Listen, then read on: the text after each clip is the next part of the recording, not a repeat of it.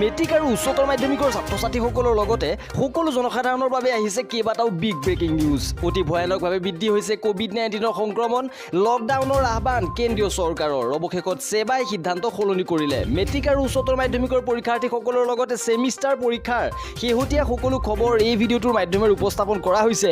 সেয়েহে অনুৰোধ কৰিছোঁ ভিডিঅ'টো প্ৰথমৰ পৰা শেষলৈ চাই যাব আৰু সবিশেষ লাভ কৰিবৰ বাবে। যদি ভাল লাগে অনুগ্ৰহ কৰি লাইক কৰি দিব আৰু বন্ধু বান্ধৱীসকলৰ মাজত শ্বেয়াৰ কৰিব যাতে সকলোৱে এই খবৰ লাভ কৰিব পাৰে। প্ৰিয় বন্ধু বান্ধৱীসকল, আহক আজিৰ ভিডিঅ'টো আৰম্ভ কৰোঁ। আৰম্ভণিতে সকলোলৈ এটি অনুৰোধ, যিসকলে বৰ্তমানলৈকে আমাৰ চেনেলটো ছাবস্ক্ৰাইব কৰা নাই, অনুগ্ৰহ কৰি ছাবস্ক্ৰাইব কৰি কাষৰ নটিফিকেশ্যন বেলটো প্ৰেছ কৰি অল কৰি ৰাখিব, যাতে আমি দিয়া ভিডিঅ'ৰ নটিফিকেশ্যন সঠিক সময়ত লাভ কৰিব পাৰে। নমস্কাৰ সকলোকে, আজিৰ ভিডিঅ'টোলৈ মই বিশ্বজিৎ বৰাই স্বাগতম জনাইছোঁ। অতি দ্ৰুত গতিত বৃদ্ধি হৈছে কোভিড-19ৰ সংক্ৰমণ। সমগ্ৰ দেশৰ লগতে ৰাজ্যতো ক্ৰমাৎ বৃদ্ধি পাবলৈ ধৰিছে কোভিড-19ৰ সংক্ৰমণ। যোৱা 24 ঘণ্টাৰ ভিতৰত সৰ্বমুঠ 639 জন লোক কোভিড-19ত আক্ৰান্ত হোৱা পৰিলক্ষিত হৈছে। ইয়াৰে 354 গৰাকী হৈছে কামৰূপ মহানগৰ জিলাৰ আৰু কামৰূপ গ্ৰাম্য জিলাৰ হৈছে 35 জন, নগাঁও জিলাৰ 28 জন আৰু ডিব্ৰুগড় জিলাত আক্ৰান্ত হৈছে 26 জন। এইবাৰ জনাব বিচাৰিছোঁ ৰাজ্যবাসীৰ বাবে অন্য এটা বিগ ব্ৰেকিং নিউজ।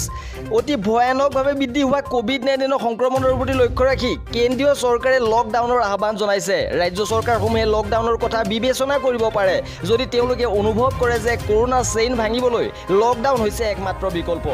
কেন্দ্ৰীয় গৃহমন্ত্ৰী অমিত শ্বাহে লকডাউনৰ সম্ভাৱনাৰ ওপৰত ৰাজ্যসমূহৰ বিবেচনাৰ ওপৰত এৰি দিয়াৰ ইংগিত দিছে। লগতে এক সংবাদ মাধ্যমৰ জৰিয়তে বাৰ্তালাপ কৰি তেওঁ কয় যে কেৱল ভাৰতেই নহয়, আন দেশসমূহেও কোভিডৰ নতুন ঢৌ আগতকৈ অধিক বিপদজনক বুলি কৈছে। আমি ভাৰতৰ জনসংখ্যাৰ ক্ষেত্ৰত আন দেশৰ কৰোনাৰ ফলত হোৱা বৃহৎ ক্ষতিতকৈ ভাল কাম কৰি আছোঁ। লগতে আমি দাবী কৰিব পাৰোঁ যে ভাৰতে কোভিডৰ বিৰুদ্ধে যুঁজ দিয়াত অধিক ভাল প্ৰচেষ্টা কৰিছে, এই বুলি মন্তব্য কৰিছে অমিত শ্বাহে।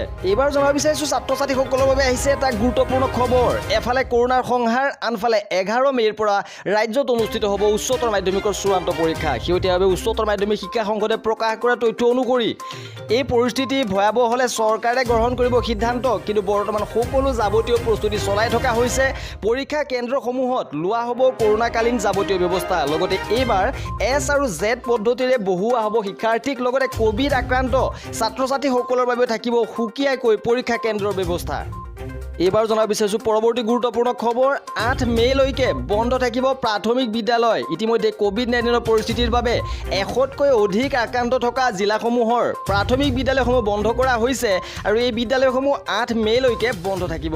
এইবাৰ জনাব বিচাৰিছোঁ ছাত্ৰ-ছাত্ৰীসকলৰ বাবে আন এটা বিগ ব্ৰেকিং নিউজ। অৱশেষত সেবাই সিদ্ধান্ত সলনি কৰিলে। সেবাই স্থগিত ৰাখিলে অসমীয়া ভাষা বিষয়ক জাননী। উল্লেখযোগ্য যে সদৌ অসম ছাত্ৰ সন্থাৰ দাবীত অৱশেষত সেও মানিলে অসম মাধ্যমিক শিক্ষা পৰিষদে। যোৱা 12 এপ্ৰিলত সেবা কৰ্তৃপক্ষই এখন জাননীৰ যোগেদি অসমীয়া ভাষাটোক চৰম এলাগী কৰিছিল। সেবাই উক্ত জাননীখনৰ জৰিয়তে উল্লেখ কৰিছিল যে অসমীয়া ভাষাটোক কোনো ছাত্ৰ বা ছাত্ৰীয়ে মুখ্য বিষয় হিচাপে নলৈ ঐচ্ছিক বিষয় হিচাপে ল'ব পাৰিব আৰু যদি মুখ্য বা ঐচ্ছিক কোনো এটা শিতানতেই ল'ব নোখোজে তেতিয়া নম্বৰৰ তালিকাত যোগ নোহোৱাকৈ এটি বিষয় হিচাপে পঢ়িব লাগিব।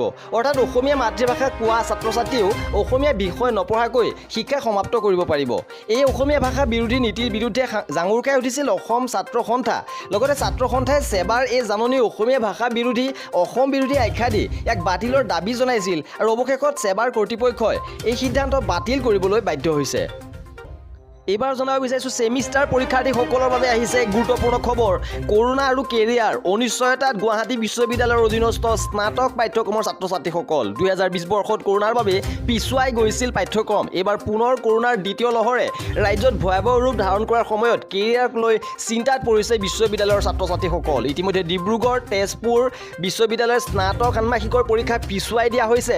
ইয়াৰ বিপৰীতে গুৱাহাটী বিশ্ববিদ্যালয়ৰ অধীনস্থ স্নাতক পৰ্যায়ৰ পৰীক্ষা অনুষ্ঠিত কৰা কৰাক লৈ বৰ্তমানলৈকে কোনো ধৰণৰ স্পষ্ট নীতি নিৰ্দেশনা বিশ্ববিদ্যালয় কৰ্তৃপক্ষই জাৰি কৰা নাই আৰু ইয়াৰ ফলত চিন্তিত হৈ পৰিছে পৰীক্ষাৰ্থীসকল। আমালৈ বহু ছাত্ৰ-ছাত্ৰীয়ে কমেণ্ট কৰি আছে আৰু দেওবাৰে নগাঁও প্ৰেছ ক্লাবত গুৱাহাটী বিশ্ববিদ্যালয়ৰ অধীনস্থ বিভিন্ন মহাবিদ্যালয়ত অধ্যয়নৰত ছাত্ৰ-ছাত্ৰীসকলে পৰীক্ষা বাতিল অথবা পিছুৱাই দিয়াৰ সলনি অনলাইন পৰীক্ষা অনুষ্ঠিত কৰাৰ বাবে সংবাদ মাধ্যমৰ জৰিয়তে বিশ্ববিদ্যালয় কৰ্তৃপক্ষলৈ আহ্বান জনাইছে ছাত্ৰ-ছাত্ৰীসকলে।